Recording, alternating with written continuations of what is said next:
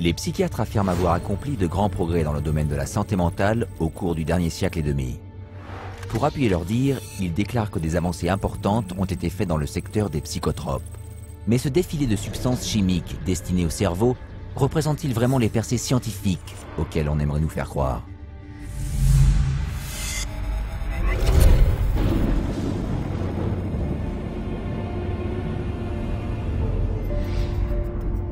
La psychiatrie institutionnelle moderne a dépendu des psychotropes depuis son origine, dans les asiles de fous du XIXe siècle. Durant cette période, les psychiatres ne jouaient guère plus que le rôle de soigneurs, promettant de guérir le malade mental grave. Considérant leur incapacité, la médecine traditionnelle ne les regardait pas comme de vrais docteurs.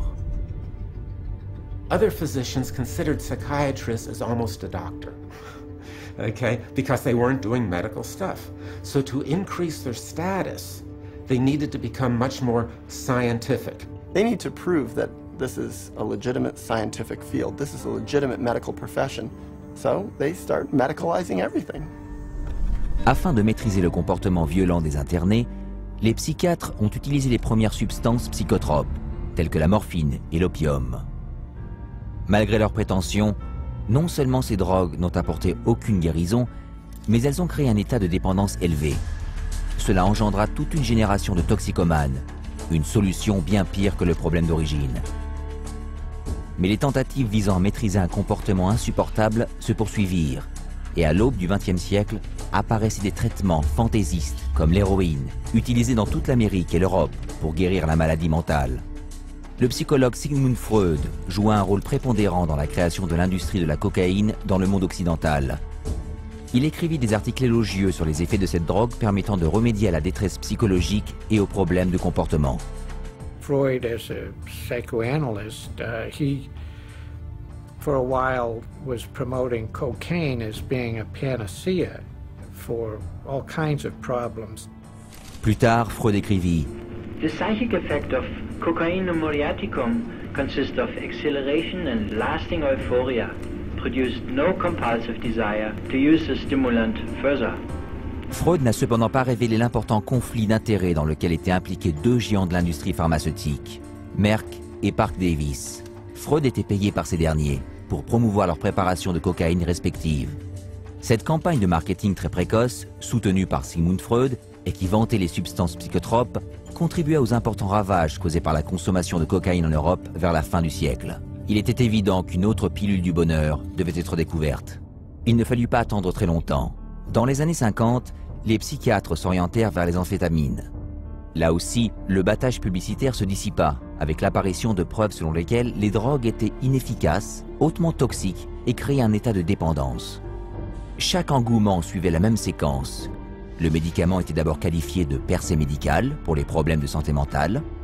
Ensuite, des rapports de plus en plus nombreux indiquaient la présence de graves effets secondaires. Et finalement, après des années de démenti, une fois que les psychiatres et les compagnies pharmaceutiques ne pouvaient plus nier les dangers inhérents aux psychotropes, ils l'abandonnaient pour passer au prochain médicament miracle. Bien qu'aucune de leurs thérapies n'ait jamais guéri quoi que ce soit avec des médicaments, les psychiatres ont continué leur quête de la panacée magique.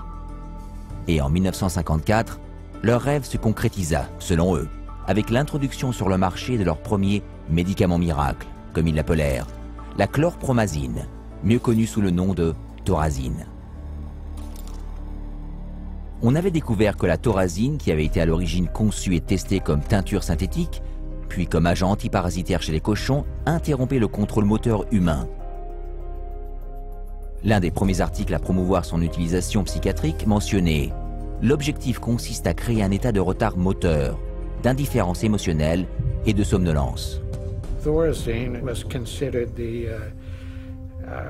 chemical lobotomy. Instead of cutting off the frontal lobes of the brain with an ice pick, you didn't have to do that kind of surgery. You could do it with a drug.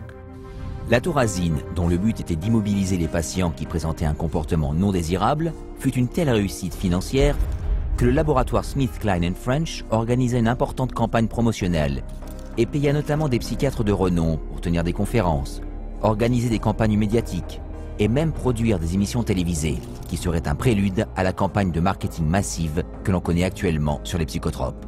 Thorazine at that time was thought of as a miracle because it was able to reduce the symptoms of psychosis and schizophrenia at that time that they knew about it. It emptied all of the psychiatric housing units. La campagne remporta un succès retentissant. Le chiffre d'affaires de SmithKline & French augmenta de 500% dans les 20 ans qui suivirent.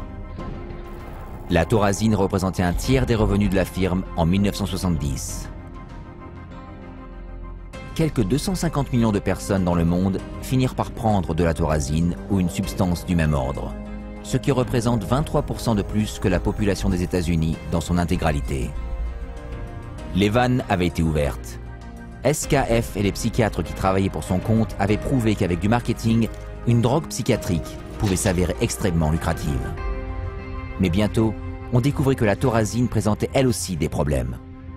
Thorazine chronically led to really serious problems such as tardive dyskinesia, which is a movement disorder that's very, very bothersome, and supposedly it's irreversible. The tongue darting, you know, the muscle jerking, you know, the eyes rolling back in the head. Most people were sometimes permanently damaged by it. So they were going to have to live their life with this neurological problem that was actually created by the pharmaceutical industry with their medication. Comme la Thorazine entravait le bon fonctionnement du mental, son utilisation fut limitée aux institutions psychiatriques. Mais vu l'enjeu financier, la course avait commencé. Il fallait découvrir un psychotrope dont l'utilisation ne serait pas réservée aux hôpitaux et qui pourrait être lancé sur un marché plus large et bien plus lucratif, le grand public. Since they were emptying the institutions of all these psychotic patients with the advent of Thorazine, now they had to find different ways to treat people. So what better way than to go in the community and have an office and bring in your everyday person or your executive under high stress or mama who's taking care of all the kids, and they needed some way to create a therapy for them. En 1955, ce psychotrope a été approuvé. Baptisé Milltown, il était le premier des soi-disant tranquillisants mineurs. Mais pour vendre cette nouvelle catégorie de psychotropes au grand public, les psychiatres et les laboratoires devaient repositionner les psychotropes en disant qu'ils s'attaquaient au processus pathologique, au lieu de n'être que des agents sédatifs ou restrictifs, agissant sur le comportement indésirable du patient, comme l'avait fait la Thorazine. Pour accomplir cela, ils lancèrent une vaste campagne de marketing qui ciblait leurs collègues. Des affiches publicitaires étaient insérées dans des revues professionnelles, telles que le Journal de psychiatrie américain. Des psychiatres de renom étaient alors embauchés pour promouvoir ces psychotropes dans le reste du milieu médical. Peu de personnes savaient que Nathan Kline, l'un des plus influents psychiatres de son époque, avait été payé par l'industrie pharmaceutique quand il proclama que des tranquillisants tels que Milltown étaient aussi importants que l'introduction de l'énergie atomique, sinon plus. Des échantillons gratuits du psychotrope furent alors envoyés aux psychiatres et aux médecins pour qu'ils les prescrivent à leurs patients. Un an plus tard, le programme de marketing pour le grand public fut lancé. En très peu de temps, Milltown devint le premier best-seller des psychotropes. La distribution n'était pas réservée aux internés des hôpitaux psychiatriques, mais ciblait le public en général.